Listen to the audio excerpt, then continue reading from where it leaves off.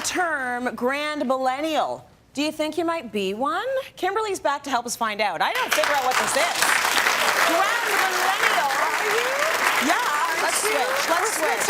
Okay. Let's switch and let's talk about this. So you have prepared a little, you've got a quiz for us. I'm going to quiz the audience based on this information I've gotten from Kimberly, and then we're going to talk about whether you are a Grand-Millennial or not. You both have a 1 and a 2.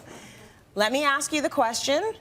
If your new home had wood paneling in the dining room, would you, 1, paint it, 2, leave it as is? What would you do? Vote. Would you, 1, paint it, 2, well, most of you are going to paint it.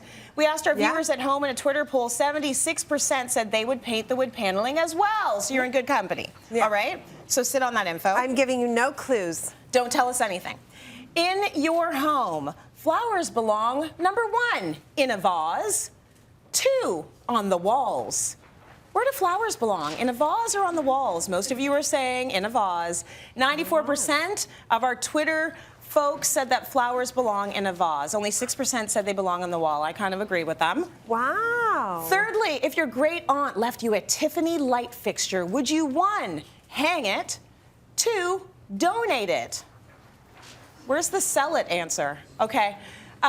Number 1, most of you would do number 1. 73% of people on our Twitter poll also said they would hang a Tiffany light fixture. Okay, Kimberly, what do you make of these results? So if your answers were largely number 2, you are Grand-Millennial style. Okay. Put another way, granny chic is what they're also calling it.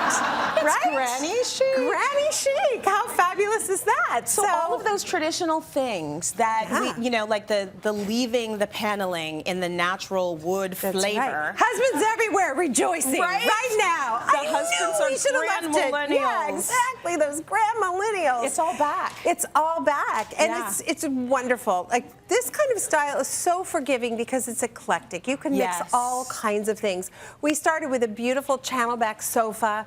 Very, you know, really a nod to tradition. Yes. Threw in some pillows, different patterns, needlepoint. When was the last time you thought about needlepoint? Am I right? And flowers on the wall? Absolutely, for Grand-Millennial style. This is a Pharaoh and Ball wallpaper. It's called Saint Antoine, and it's actually from 1793. So if you thought anything here is new, really the concept is not new at all. Okay. And it's played off against Benjamin Moore's intense white on the walls. So I had so much fun. I went to Carousel Interiors and did all the sourcing for this set. So in addition to the beautiful sofa, we've got 2 different benches that are acting as our coffee table, making it really flexible if you're having a party to move things around. Very casual, very forgiving because of all the pattern as well.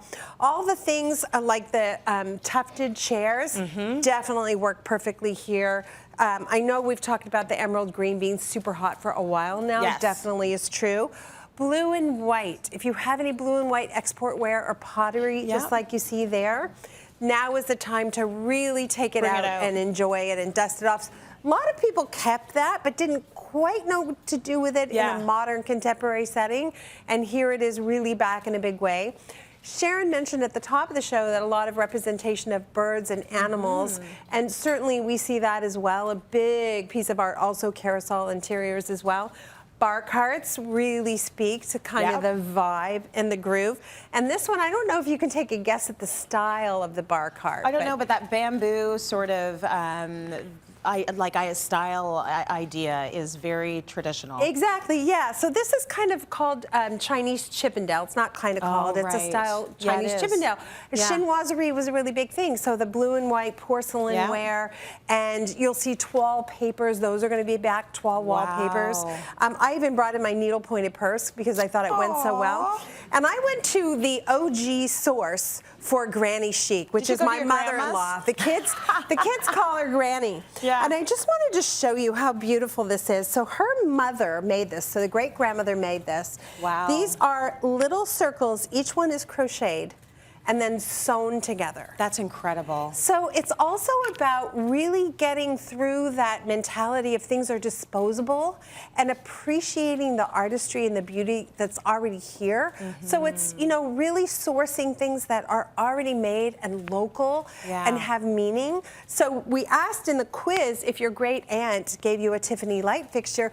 Now is the time for you to have those conversations with relatives, because we never know what tomorrow's going to bring. Right. And you probably have some beautiful things in your family that you just haven't slowed down long enough to appreciate. And there's some picker right now who's out, and he's going to grab up all those beautiful things. All that good stuff.